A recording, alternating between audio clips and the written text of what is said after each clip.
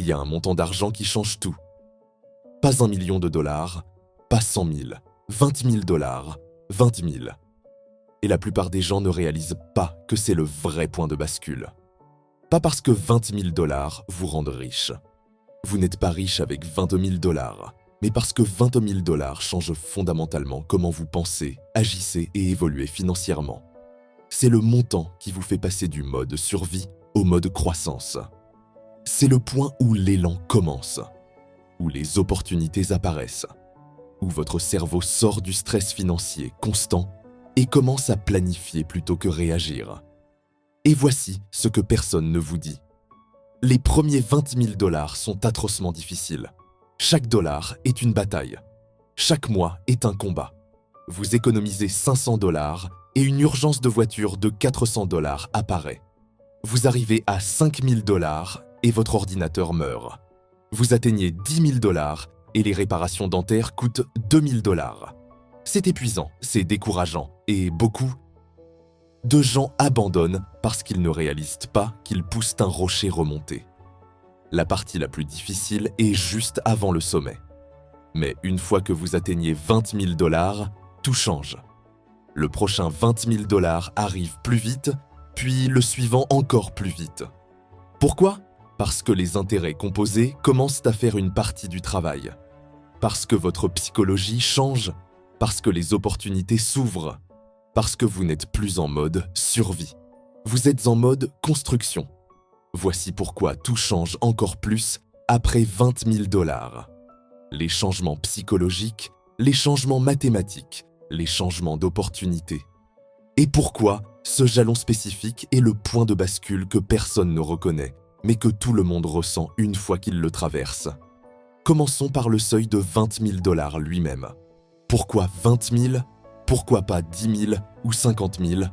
Parce que 20 000 dollars est le montant qui fournit une véritable sécurité financière. Pas l'indépendance, pas la richesse, mais la sécurité. C'est environ 3 à 6 mois de frais de subsistance pour la plupart des Américains. Si vous vivez avec 3 000 à 4 000 dollars par mois, 20 000 dollars couvrent 5 à 6 mois. Si vous êtes plus frugal, peut-être 8 mois. Cela signifie que vous pouvez survivre à un licenciement, à une urgence médicale, à une panne de voiture, à une réparation de maison imprévue sans paniquer, sans vous endetter, sans que votre vie ne s'effondre. C'est ce qu'on appelle un fonds d'urgence. Et 20 000 dollars est le montant qui transforme un fonds d'urgence théorique en une véritable protection. Pensez-y comme pousser un rocher lourd en montée. Les premiers mètres sont brutaux. Vous poussez de toutes vos forces et le rocher bouge à peine. Vous glissez en arrière. Vous êtes épuisé, vous voulez abandonner. Mais si vous continuez à pousser, vous arrivez finalement au sommet de la colline. Et une fois que vous franchissez le sommet, la gravité commence à travailler en votre faveur. Le rocher commence à rouler vers le bas de l'autre côté. Vous poussez toujours, mais maintenant ça devient plus facile. L'élan s'accumule. Le rocher roule plus vite. Vous n'êtes plus en train de lutter contre la gravité. Vous travaillez avec elle. C'est exactement ce qui se passe avec 20 000 dollars. C'est le sommet de la colline. Avant ça, vous luttez contre la gravité financière. Urgence, dépenses imprévues, stress. Tout tire vers le bas. Après ça, l'élan financier commence. Les intérêts composés, les opportunités, la confiance psychologique. Tout commence à travailler en votre faveur. Maintenant, le changement psychologique, c'est peut-être la partie la plus importante. Quand vous avez moins de 20 000 dollars économisés, votre cerveau est en mode survie. C'est littéral. Les études neuroscientifiques montrent que le stress financier active les mêmes parties du cerveau que les menaces physiques. Votre cerveau traite le manque d'argent comme un danger. Vous êtes constamment en mode combat ou fuite, anxieux, réactif, pensant à court terme. Vous ne pouvez pas planifier l'avenir parce que vous êtes coincé à survivre au présent. Avec 20 000 dollars économisés, votre cerveau sort du mode survie. C'est exactement ce qui se passe avec 20 000 dollars. C'est le sommet de la colline. Avant ça, vous luttez contre la gravité financière. Urgence, dépenses imprévues, stress. Tout tire vers le bas. Après ça, l'élan financier commence, les intérêts composés, les opportunités, la confiance psychologique. Tout commence à travailler en votre faveur. Maintenant, le changement psychologique, c'est peut-être la partie la plus importante. Quand vous avez moins de 20 000 $ économisés, votre cerveau est en mode survie. C'est littéral. Les études neuroscientifiques montrent que le stress financier active les mêmes parties du cerveau que les menaces physiques. Votre cerveau traite le manque d'argent comme un danger. Vous êtes constamment en mode combat ou fuite, anxieux, réactif, pensant à court terme. Vous ne pouvez pas planifier l'avenir parce que vous êtes coincé à survivre au présent. Avec 22 000 $ économisés, votre cerveau sort du mode survie. Les premiers 20 000 $ sont les plus difficiles. Chaque 20 000 $ après arrive plus vite. Pourquoi ? Mathématiquement parce que les intérêts composés commencent à faire une partie du travail. Disons que vous économisez 20 000 $ et l'investissez dans un fonds indiciel du S&P 500. Historiquement, le marché boursier retourne environ 10% par an en moyenne. Certaines années plus, certaines années moins, mais 10% en moyenne à long terme.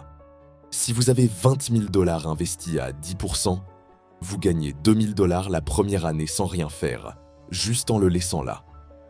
Maintenant, vous avez 22 000 $. La deuxième année, vous gagnez 10% sur 22 000, soit 2 200 $. Maintenant, vous êtes à 24 200 $. La troisième année, vous gagnez 2 420 $. Vous voyez le schéma ? Chaque année, les retours sont plus grands. Pas parce que vous épargnez plus, mais parce que vos retours génèrent leur propre retour. Si vous continuez aussi à ajouter, disons 500 $ par mois, les intérêts composés accélèrent encore plus vite. Vous n'économisez plus seul. Votre argent travaille avec vous. Et psychologiquement, quand vous voyez votre solde augmenter de milliers de dollars juste grâce au retour du marché, ça vous motive à continuer. Vous commencez à voir l'argent comme un outil qui travaille pour vous plutôt que comme quelque chose que vous devez constamment courir après. C'est pourquoi le deuxième jalon de 20 000 $ ne nécessite pas la même lutte que le premier. Le premier, vous le financez entièrement avec vos propres économies. Le deuxième, peut-être que 3 000 ou 4 000 $ viennent des retours d'investissement. Vous ne devez épargner que 16 000 ou 17 000, c'est plus facile, plus rapide et l'élan continue de s'accumuler. Maintenant, les opportunités apparaissent. C'est peut-être l'effet le plus sous-estimé. Quand vous avez 20 000 $ économisés, les dépenses imprévues deviennent des inconvénients, pas des catastrophes. Votre voiture tombe en panne, ennuyeux, mais vous avez 2 000 $ pour la réparer sans détruire votre budget. Facture médicale inattendue, stressant, mais vous pouvez la gérer. Vous n'êtes pas pas détruit financièrement par chaque urgence. Mais plus important, vous pouvez commencer à saisir des opportunités. Les risques de carrière deviennent gérables. Vous voulez changer d'emploi pour un meilleur salaire, mais ça nécessite de déménager. Vous avez les fonds pour couvrir les coûts de déménagement et survivre jusqu'à votre première paie. Vous voulez lancer une activité secondaire ? Vous pouvez vous permettre d'acheter l'équipement, payer pour la publicité, investir dans la croissance. Vous n'avez pas besoin de succès immédiat parce que vous avez un coussin. Opportunité d'investissement. Disons que le marché boursier s'effondre de 20%. C'est une opportunité d'achat, mais seulement si vous avez de l'argent disponible. Si vous êtes paycheck to paycheck, vous ne pouvez pas profiter. Vous pourriez même devoir vendre des investissements à perte pour couvrir les factures. Mais avec 20 000 $, vous pouvez acheter à bas prix. Investir quand tout le monde panique. C'est comme ça que la richesse est construite. Achetez quand les autres sont forcés de vendre. Quand vous avez de l'espace pour respirer, vous pouvez penser plus grand. Vous arrêtez de vous concentrer sur la survie quotidienne et commencez à penser stratégiquement.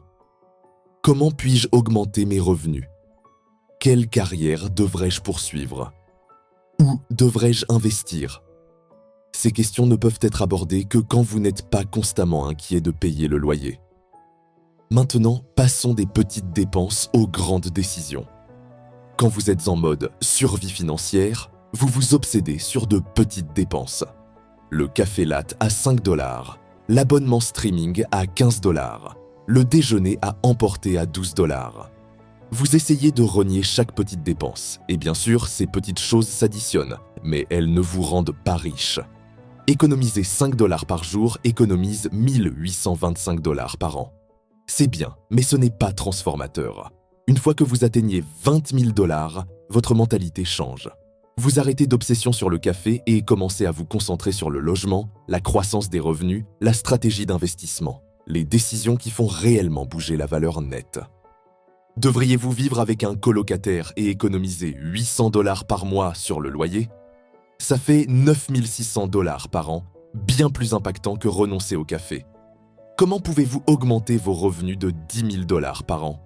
Nouvelles compétences, nouvelles certifications, nouveau travail, ça déplace vraiment l'aiguille. Devriez-vous investir dans des actions, de l'immobilier, des obligations? Quelle allocation d'actifs? Ça détermine votre croissance à long terme. Ce sont les grandes décisions, et vous ne pouvez vous concentrer sur elles que quand vous avez dépassé la phase de survie, le levier de carrière, l'argent pour partir. C'est un concept puissant. Quand vous avez 20 000 $ économisés, vous avez un pouvoir de négociation, de la confiance, des options. Vous n'êtes plus désespéré de garder chaque paie et ce changement d'énergie seul peut changer votre trajectoire. Imaginez que vous êtes dans un emploi que vous détestez. Mauvais patron, mauvaise paie, mauvaises conditions, mais vous ne pouvez pas partir parce que vous êtes paid paycheck. Vous êtes coincé, vous endurez la misère parce que vous devez manger, mais avec 21 000 $, vous avez l'argent pour partir. Vous pouvez démissionner et chercher un meilleur emploi. Vous pouvez vous permettre d'attendre pour la bonne opportunité plutôt que de prendre la première chose qui vient. Ou imaginez que vous négociez un salaire. Si vous êtes désespéré, vous acceptez ce qu'ils offrent. Mais si vous avez 20 000 $ en banque, vous pouvez négocier. Vous pouvez dire non. Vous pouvez partir si l'offre n'est pas bonne. Les employeurs sentent ça. Ils savent quand quelqu'un a des options et quand quelqu'un est désespéré. Et ils traitent les gens différemment en fonction. Avec l'argent pour partir, vous projetez de la confiance. Vous n'êtes pas nécessiteux.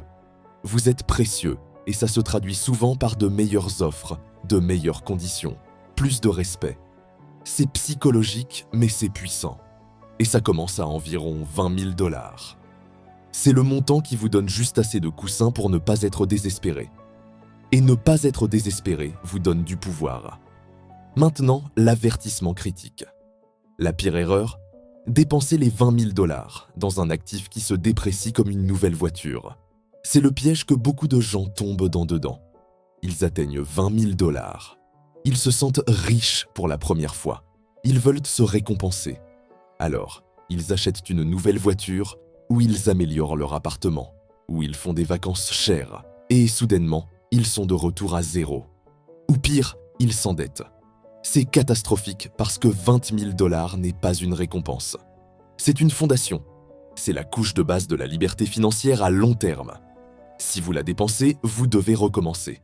Le recommencer après avoir goûté au succès est psychologiquement dévastateur.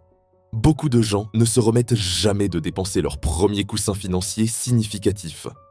Une nouvelle voiture perd 20 à 30% de sa valeur dès que vous la sortez du lot. Alors, vous transformez 20 000 $ en 14 000 ou 15 000 instantanément. Plus l'assurance, l'entretien, les coûts de carburant. C'est une fuite d'argent. Comparez ça à investir les 20 000 $. À 10% par an, ça double tous les 7 ans. En 14 ans, c'est 800. En 21 ans, 1600 en 30 ans, plus de 3 $. Tout à partir de ces 20 000 initiaux laissés à se composer. Alors, le jalon de 22 000 $ n'est pas une excuse pour dépenser, c'est une rampe de lancement pour la croissance. Une fois que vous l'atteignez, vous continuez. Vous passez à 30 000, puis 50 000, puis 100 000. Chaque jalon arrive plus vite que le précédent parce que l'élan s'accumule. Voici le message final. La construction de richesse ne consiste pas à devenir riche du jour au lendemain. Il s'agit de franchir le seuil psychologique et mathématique où l'élan commence. Et ce seuil est de 20 000 $. Pas 1 million, pas 100 000, 20 000.